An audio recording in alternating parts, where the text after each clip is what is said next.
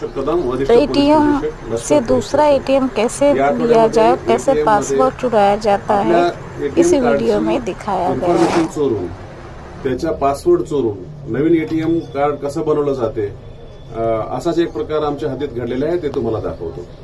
या ठिकाणी आपल्याला एटीएम मध्ये दिसेल की हा कार्ड इन्सर्ट करण्याचा पार्ट आहे।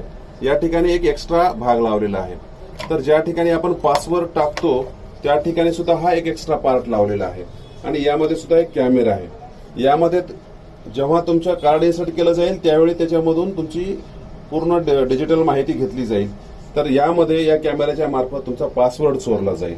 ह्या सगळ्या गोष्टी आपल्या बाबतीत होऊ नये म्हणून आपण एक चेक केला पाहिजे की हा भाग हलतो का, आणि जेव्हा तुम्हाला पासवर्ड टाकायचा असेल तर त्यावेळेस तुम्ही वर हात लावा आणि नंतर पासवर्ड टाका, जेणेकरून कॅमेरा असेल तरी तो पासवर्ड चोरला जाणार नाही व तुमचे एटीएम कार्ड सुरक्षित राहील।